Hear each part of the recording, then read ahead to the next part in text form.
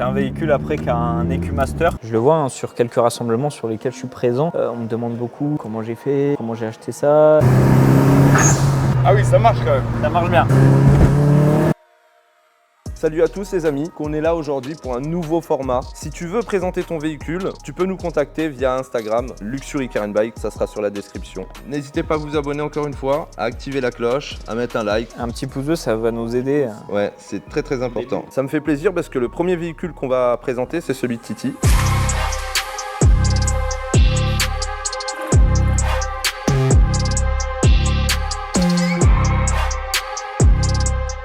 Salut Titi.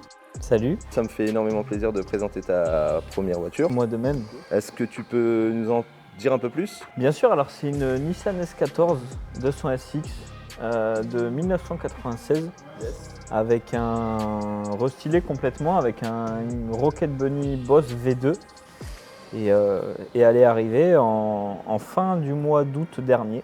Yes. Directement livrée sur le parc de Luxury. Ben moi je me rappelle, tu me disais que c'était ta voiture de rêve. C'est ça, moi depuis tout petit je suis fan de japonaise. Bon après comme tout le monde, on tourne au Fast and Furious, yes. On tourne au Need for Speed, à tout ça et vraiment ça allie le côté modification de la voiture dans un jeu il y a 15 ans de ça et la modification de la voiture en fait dans la vraie vie, donc c'est fou. Je le vois sur quelques rassemblements sur lesquels je suis présent.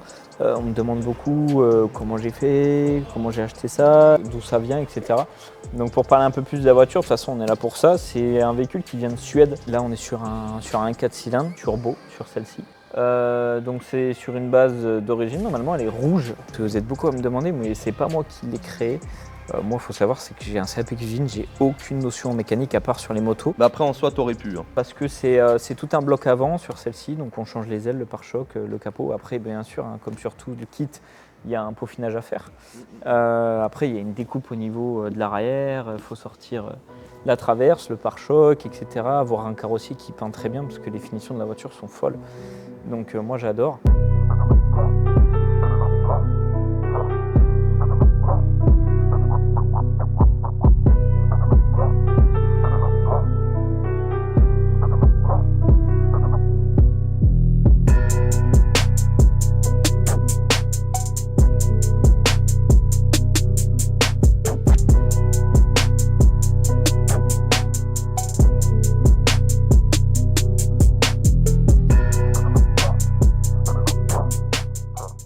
C'est un véhicule après qui a un EQ Master, EQ Master classique, et dessus en fait on a toutes les infos de la voiture sur la tablette qui est juste là. Sur la tablette on peut y retrouver ici les tours minutes, là le voltage de la batterie, l'AFR, c'est une sorte de consommation directe de l'essence de mon rapport avec tout ça. Ici on a l'eau, donc température d'eau. Ici on a mon capteur TPS, donc il est directement relié à la pédale. Dès que j'envoie un petit peu de gaz, en fait il va venir, on va le voir là, il va venir augmenter. Là voilà, je suis à 1, j'accélère un peu plus et ça augmente. Et ça me permet vraiment d'avoir en direct complètement toutes les infos de la voiture pour pouvoir surveiller un petit peu tout. Et ensuite là on a des nanos qui sont directement reliés à la pression d'huile, le boost bar donc pour savoir à combien de turbo charge, et puis la température de l'huile. Et tout ça c'est des données qui sont super importantes à checker quand on a un véhicule qui est un petit peu préparé comme celui-ci, comme on en a parlé tout à l'heure pendant l'interview. C'est des véhicules qui sont assez spécifiques sur lesquels il faut vraiment faire attention à tout.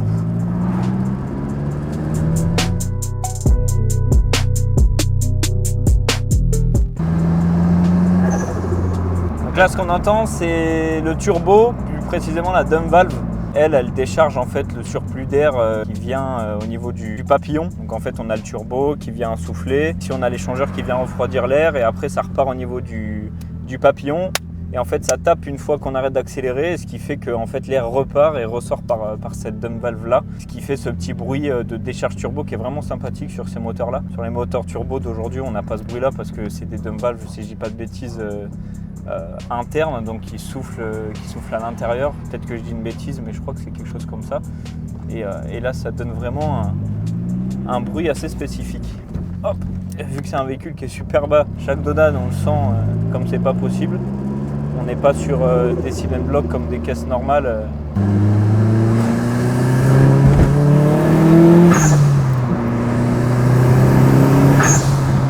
Ah oui, ça marche quand même. Ça marche bien, ça marche bien. Là on est sur 330 chevaux, c'est un moteur turbo forcément. On a 420 Nm de couple et ça a été vérifié avec notre ami Thomas qu'on voit dans les vidéos de Luxury qui a un banc et on l'a passé au banc et elle sort ses chevaux, donc il n'y a pas de mensonge. Tu nous as parlé de la puissance, elle pèse combien? D'origine, si je dis pas de bêtises, je crois que c'est un véhicule qui fait à peu près 1,5 tonne, 1,6 tonne. Donc c'est assez lourd quand même.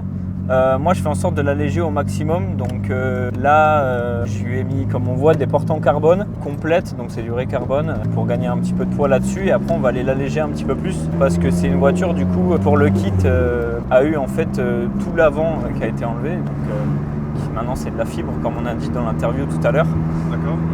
Et ce qui fait que du coup elle a perdu un petit peu de poids, et dans le kit pareil comme je disais, il n'y a pas de traverse à l'avant, il n'y a pas de traverse à l'arrière, il n'y a pas de pare-choc à l'arrière. Donc du coup on gagne un petit peu de poids et j'aimerais bien aller pousser un petit peu le vis un peu plus pour vraiment avoir ce truc de poids en moins et pouvoir jouer sur le rapport poids-puissance.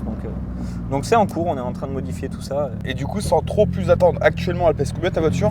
Parce que là, en termes de suspense, frérot, t'as pas blagué.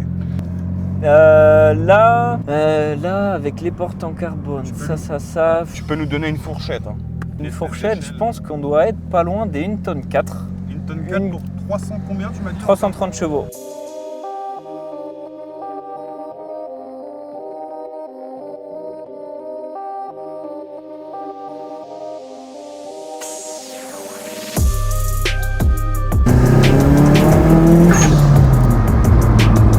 Le turbo en fait sur celle-ci c'est pas un gros coup de cul comme on pourrait le trouver sur certaines grosses prépas. Bon après j'ai pas une énorme prépa non plus, mais sur des grosses prépas on a un gros coup au cul avec le turbo, et là en fait c'est vraiment linéaire, donc c'est ce qui fait que j'adore cette caisse, c'est que le turbo charge et ça surprend, après ça surprend plus parce qu'il est vraiment linéaire, donc il va aller chercher les tours, et moi j'adore les gens qui montent dedans avec le bruit du turbo etc, ils sont vachement surpris. T'as remarqué que c'était énormément tape-cul aussi? Ouais, c'est tape-cul, comme je disais en fait il n'y a plus tout ce qui est bras d'origine avec des cylinder blocks, tout ça, on est passé en fait sur des barres avec des unibols au bout, ce qui fait que ça rigidifie beaucoup le châssis et on perd en confort. Bon après forcément là aussi ça allège aussi beaucoup, mais ce qui fait que on n'est plus très on n'est plus trop confortablement assis sur les bosses.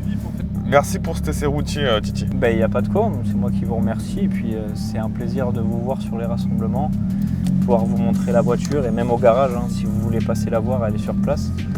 Des pneus qui font la taille de... On est en 315 à l'arrière, et c'est pas on est en flanc tendu, donc c'est pas non plus déconnant, mais ouais, sur des jantes comme ça. Et c'est quoi comme jante que t'as? Là on est sur des Workmeister S1 3 pièces. Donc des jantes en bronze, il y a une couleur bronze que tu as? C'est ça, c'est un bronze chrome bronze dessus avec un moyeu couleur gris anthracite. Donc vite teinté? Ouais.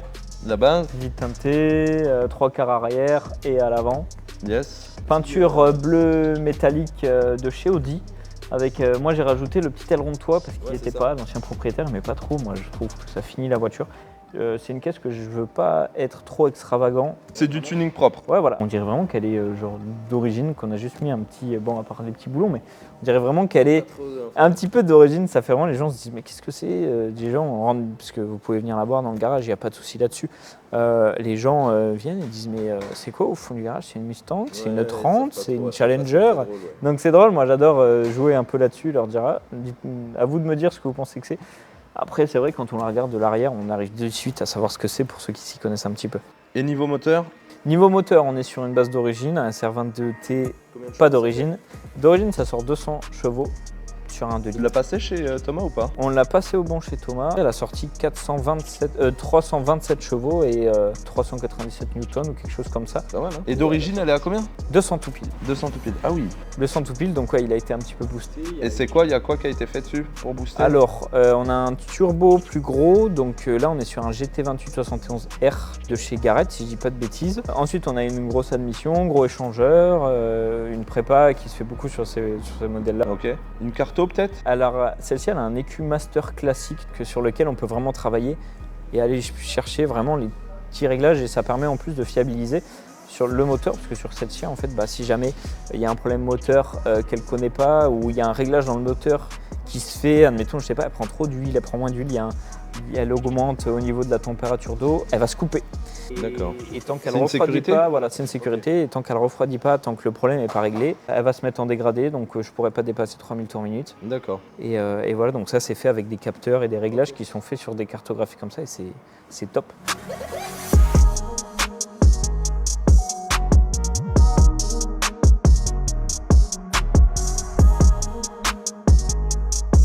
Donc là, il n'y a plus de boîte à fusible, il n'y a plus de batterie, tout a été délocalisé dans le coffre. Et après, s'ensuit tout le reste de la prépa. Donc ça, c'est ce que tu entendais tout à l'heure pendant l'essai routier, la dump valve. Donc comme je te disais, qui suit son cours, qui arrive au niveau du papillon. Et en fait, qui repart, qui fait son trajet juste dans l'échangeur. Et qui va repartir directement au turbo qu'on ne voit pas. Donc le turbo GT2871R qu'on discutait tout à l'heure. Donc ce qu'on a, comme on a dit, grosse admission, gros échangeur, gros radiateur, des nanos un petit peu partout pour vérifier tout. Ici là on a la pression d'essence pour que je sois vraiment sûr d'avoir tout le temps la bonne pression, puisque ça c'est vital. Ici on a celui qui gère la température d'eau. Alors il y en a qui me disent que c'est un peu inutile, mais moi j'aime bien savoir à quelle température je suis, même quand j'ouvre le moteur. Quand j'ouvre le compartiment moteur, là il est super fiable celui-ci, là on voit, on a fait un peu l'essai routier, il a refroidi un petit peu et il affiche encore quand même la bonne température. Et puis après voilà, 330 chevaux de pur plaisir. Puis voilà, donc une peinture assez spéciale d'ailleurs aussi, caméléon fait par Auto Design Color, que vous avez vu dans la dernière vidéo où il démonte le ciel de toit du Classe G. Donc c'est comme un Midnight Purple, pour faire court, ceux qui connaissent, Midnight Purple c'est une peinture qui est avec les reflets du soleil et tous les reflets va changer de couleur. Donc là on est sur un bleu assez turquoise et avec certains reflets, vous verrez sûrement à la caméra, on arrive à avoir des reflets violets pour rappeler un petit peu la couleur de la voiture, parce qu'on est sur un bleu beaucoup plus clair sur celui-ci, mais sur la carrosserie un bleu un petit peu plus foncé. Et des fois on peut avoir quelques nuances de violet sur la peinture, donc c'est vraiment magnifique. Et je voulais avoir cette petite piqûre de rappel là sur celle-ci. Donc là vous voyez, pareil, il y a quelques câbles qui se battent en duel dans la baie moteur, et c'est ça que je vais faire en sorte d'enlever. Donc de toute façon, le but dans les vidéos présentations, c'est de montrer les points forts et les points faibles.